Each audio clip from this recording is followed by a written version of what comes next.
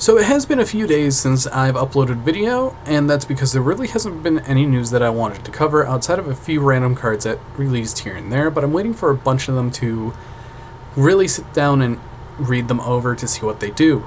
But today we're going to be doing something that I really wanted to do for quite some time, and that was talk about cards that are currently on the Forbidden Limited list that could move up on the list or could move down on the list. And I do have a selection of cards, mostly cards that are going to be moving up, or that could move up if we really think about it. Now, there is a myriad of selection of cards that people throw around left and right, but these are mostly cards that are just on the Forbidden Limited list that really don't do much at one copy, or even doesn't do much anymore as we know today. And I kind of wanted to sit down and talk about these cards because I've always been interested on why that they're still there, even though that they haven't seen any meta play in quite some time.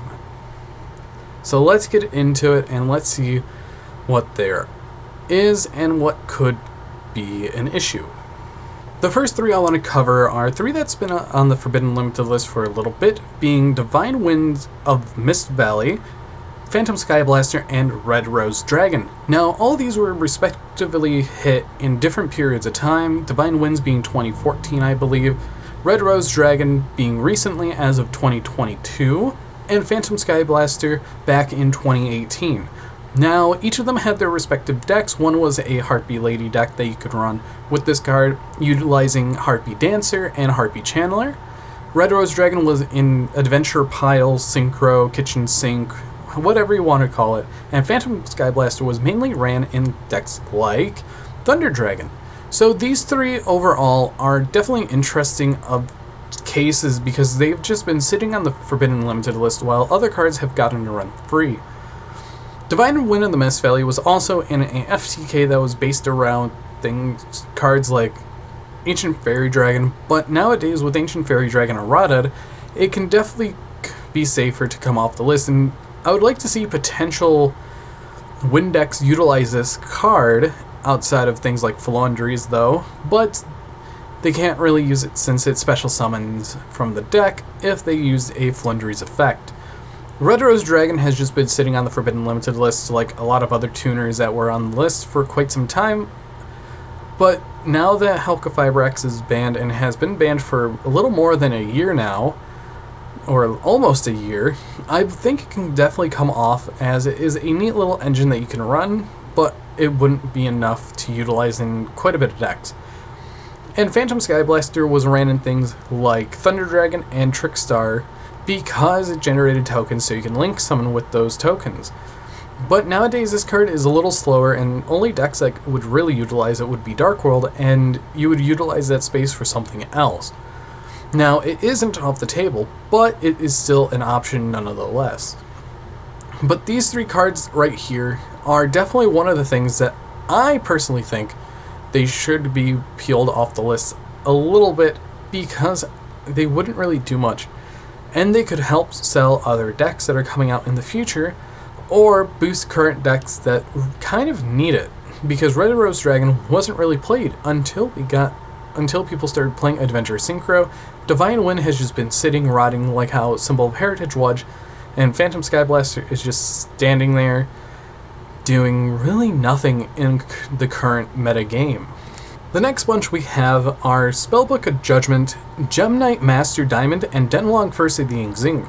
Now, two of them recently came back to one in the TCG, and two of them are currently, or all three of these I believe, are currently unlimited in the OCG. So let's go down the line and talk about them. First off, Spellbook of Judgment.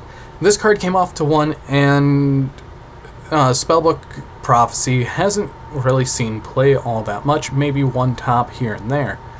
But honestly, we are past the day of Spellbook of Judgment being a fearful card, very powerful card. Even though you can add up to 5 cards, sometimes the payoff isn't really worth it. Gemknight Master Diamond, on the other hand, was involved in the Gemknight FTK, which was running around for a little bit here and there, but this card has been sitting on the Forbidden Limited list for quite some time. I don't remember when it was added, and honestly, it could go back to 3 with things like Black Dragon being forbidden. Dunlong First of the Yangzing is another example of a card just staying on the Forbidden Limited list for whatever reason.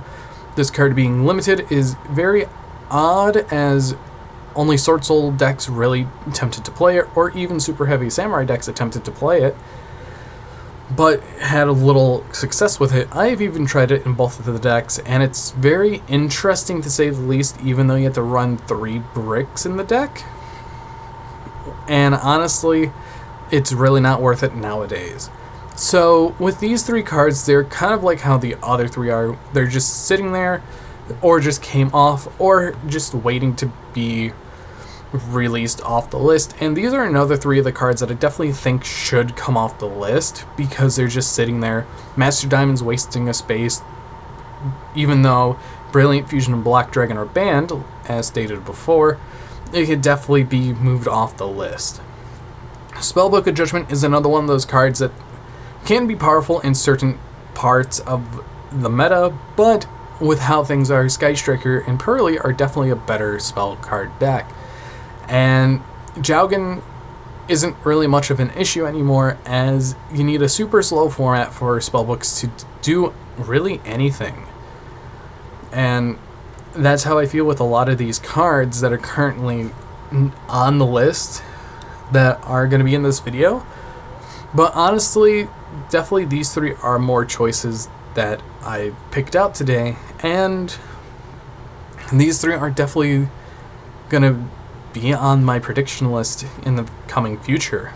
So for the 2 cards that are still limited that I feel like could peel off are definitely interesting options, being Daigusto Emerald, as this card was used in loops back in Zodiac format, and Ancient Fairy Dragon with the recent errata from Maze of Memory. So these 2 cards, one of them have been on the Forbidden Limited list for quite some time, around the 2017 mark, and was forbidden at one. Both these have been forbidden at one point, which is shocking to me. But Daigusto Emerald has been sitting at 1 for quite some time. Now, this card was involved in multiple loops here and there, featuring Zodiac, or even back when Dwar and Tiger King of the Ice Barrier was still a non-once per turn effect. And honestly, that Daigusto Emerald is an option that could come off the list with really no hindrances, because there's no real rank 4 deck that can loop this as much as it once was, especially with cards like Norden Forbidden and Zodiac Broad Bowl also forbidden. Ancient Fairy Dragon is recently came off the list not too long ago again, like a couple other cards that we've talked about today. But Ancient Fairy Dragon is one of those cards that can utilize the field spell mechanic, and it is just another option for those field spells. But not many decks would be able to use it. You can use this card with things like Manadimian or even Red Rose Dragon as an engine. But overall, nowadays you only need 1 Ancient Fairy Dragon, and Daigusto Emerald, with how tight the extra deck is, I don't think players can find room to fit multiple, unless if your deck is centered around the card. But these 2 cards are the last 2 cards I'm going to be talking about of peeling off the limited section, because I would like to talk about the other cards that are currently forbidden. Now, this is the part of the video where it's going to get a little controversial, and we're going to be talking about cards that are going to be peeling off, being things like Glow Bulb, Ib the World Chalice Justiciar, and MX Saber Invoker. Now, these 3 cards here are a special set of cards. As we've seen in the OCG, both Glow Bulb and MX Saber Invoker have recently came off the list. One was being used in Phantom Knights, and so you can have a little engine with earth monsters, so you can utilize it with Isolde plays. Glow Bulb was because Halka Firebrax was a card. But the 3rd card on here is going to be Ib the World Chalice Justiciar. It is Dunlong, but a little better. But I'm going to go down the line and talk about each of them. MX Saber Invoker is definitely an interesting card. It helps out certain decks that utilize Earth Warriors or Beast Warriors that are Earth. And you can use it for link plays, or you can even use it for tribute fodder, or maybe even things that utilize synchro plays, which I really like how versatile the card is, but it's also super limited on what it can do. Sure, things like Goki can run it, Phantom Knights can tech it in with Earth small engine, but honestly, with how time has progressed, this is one of the cards that could definitely be peeled off, in my opinion, because there's less and less that you can utilize with it, but it also can strain the future, but we'll see on that. Next up is Glow Bulb, another card that I thought was going to be coming off the list, and honestly, being a once per duel mill effect is definitely interesting, but we also have Revolution Synchron, which is a better Glow Bulb all around, being able to utilize it in hand to Synchro Summon and bring it back and making a level 1. So realistically, giving decks Glow Bulb back could definitely be a mistake, but also could help a lot of decks because they're missing that one vital piece. Now, Tearlaments could run it because of the status of what they do, but other than that, Glow Bulb is a one-of that we'll see play here and there. Next, we're going to be talking about Ib the World Chalice Justiciar. Now, this is another card like Denlong where you need to run a total of 3 bricks or an engine to summon it to search out your Reborn spell or whatever you need, and then you link it off to run the other brick that you have to special summon from your deck or graveyard. So honestly, it's not really a brick, but it is also a brick if you draw into it, because that's one less card that you can utilize to special summon to extend. Now, Ib is just like Denlong hand in hand, being able to synchro away to summon it out, get a card searched to your hand, and then you just synchro or link it away to summon out a card from your deck.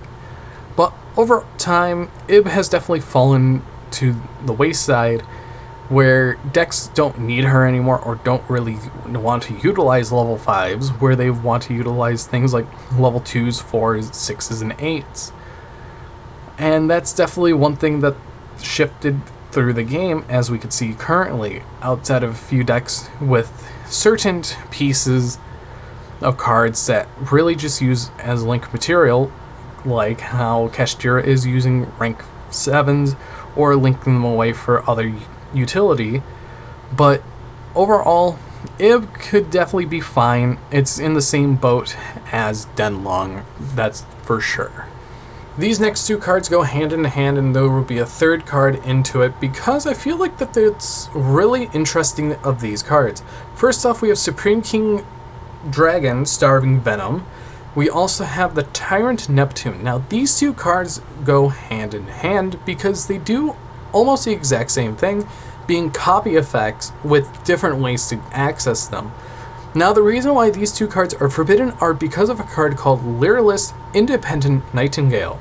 Now, if you guys don't remember, Pendulum FTK and Tyrant Neptune FTK were a thing just because of this one little fusion monster that I'm going to just keep here small for the sake of this layout, but both of these cards were utilized in FTKs. Now, Supreme King Dragon Starving Venom is a copy effect. Once per turn, target 1 monster on the field or in your graveyard. This card's name and effect replaced with their effect. And the Tyrant Neptune is tribute 1 monster. It gains original attack and defense of the tributed monster. And you can target, and if this card, or when this card is tribute summoned, target 1 effect monster in the graveyard and that was tributed for this card's tribute summon, and this card's name becomes that name's and the effect. So essentially, both of these are copy effects that copied Lyrillist Independent Nightingale or anything that burned in large amounts like Blaze Phoenix. Now, these 2 cards I could definitely see coming back off the list because of what the utility that there kind of is with Starving Venom, but Tyrant Neptune is just there, and Instant Fusion's also at 1. Now, Supreme King Starving Venom, I was kind of shocked that it didn't come off the list because the new Zark cards that are coming out in October from Age of Overlord, and the Tyrant Neptune's just here, just sitting there. Because this is a combo that's relatively not used anymore, and is actually not good because we have cards like Heavy Metal Foes Electromite Forbidden, because that was one of the main cards that utilized both of these. Now, one is searchable off of King of the Feral Imps, but it's really hard to do that FTK now because of things like Instant Fusion's at 1, and a few other deep draw cards are at 1. But for Supreme King Starving Venom's sake, I would say put a heart once per turn on this card because it would make it more streamlined and more of a utility card that Pendulums can use. Sure, it's giving Pendulums a bone, and it feels like that every list Pendulum gets a bone back here and there, depending on what the card that they bring back. But for these two cards, I do want to hear your guys' opinions on it, if you think that these should come back to 1, or just stay forbidden. Now, for the most controversial part of the video, we're going to be talking about 3 Pendulum cards that are still forbidden, being Perform H Plushfire, Magispector Unicorn Kieran, and the high and mighty Heavy Metalfoes Electrumite. Now, these 3 cards here are essential of 3 different type of decks. And let's start off with the 2 on the outside, being Perform H Plushfire and Magispector Unicorn Kieran. Perform H Plushfire was banned because of Pepe back in 2015, and this was a super powerful card because it could extend into another level 4 monster. And Magispector Unicorn Kieran was forbidden because it was ran in multiple Pendulum decks, most notably things like Metalfoes, which is kind of funny. Now, the reason why I want to talk about these 3 cards is because of what utility that they can bring. Now, Perform H Plushfire is one of those cards that definitely can come back to 1 because it's very hard to utilize at 1 copy per deck, because you need to destroy it to get the summon, because if this card is destroyed, you can special summon 1 Perform H monster from your hand or deck, so you can summon out things like Trick Clown or Damage Juggler to get an extender into something like Hat Tricker. Or you could just go and do whatever else you want with it. Now, Magispector Unicorn Kieran, Magispectors are getting support in Phantom Nightmare, and I definitely feel like it should come off the list, definitely for both TCG and OCG, because it's one of those cards that, in my opinion, is not as strong as it once was. Sure, it can bounce 1 Pendulum monster in your monster zone and a monster your opponent controls back to the hand, but that's a hard once per turn interruption, and once it's done, and it baits out into things like Talents and Thrust, so it's definitely weaker than it was back in the day. Plus, we also have non-targeting negation, like Dark Ruler No More, and even Forbidden Droplet that people are playing right now. Now, the one that's very iffy is Heavy Metalfoes Electrumite. This card is currently legal at 1 in the OCG, while they have a few other Pendulum monsters that are currently at 1. But this card is definitely interesting because it's a main focus of a lot of Pendulum decks. Being able to place a Pendulum monster from your deck to your extract face up, being great link arrows, you target a face up card, you control it, destroy it, get a Pendulum monster from your Pendulum, your extra deck to your hand, and being able to draw a card if you pop one of your scales, or a card in your scale, which is very, very good of a card. This card is a highly sought after card for a lot of players because of what it could do. Overall, in my opinion, they all could go to 1, but Electrumite is the most iffy of them all, just because of what it prohibits decks can do, because it's all just going to be Pendulum piles, and I really have to be careful with my words with this card because it's one of those controversial cards that people really want back, but I feel like it just can't come back. So after those controversies, we have more controversies here, and those are going to be a very special piece, being Agido the Ancient Sentinel, Kelbeck the Ancient Vanguard, both of the Ishizu Millers, and also one that people are wanting back a little bit, being Tearlament's Kitkallos. Now, these 3 cards right here, 2 of them are definitely 100% a mistake, and Tearlament's Kitkallos could definitely be a mistake as well, but now hear me out. I was just talking about this in the Yu-Gi-Oh! Organization Patreon chat, and I definitely said this. Kelbeck and Agido could definitely go down to 0 copies per deck, and you can bring back Tearlament Kitkallos because it registers a balance where you're losing 2 very important millers while you're getting a very impactful card back. Now that would mean things like Sharon, Merly, Havness all at 1, along with the 1 Kitkallos, because I know a lot of players are tired of running things like King of the Swamp in the actual main deck because it could be a dud mill, and right now Tearlament isn't looking that good, but it is having some very good reputation at the YCS level. And I believe that's all just because of the Kelbeck and Agitos, because of what it can do, being able to mill 10 cards total, and also milling things like Medora and Keldo, being able to shuffle things back into the deck, but also being able to get you advantage in your graveyard, which is very powerful. Now, limiting it down just to 5 cards is very, very wise of what they could do, and honestly, I could definitely see them taking this move.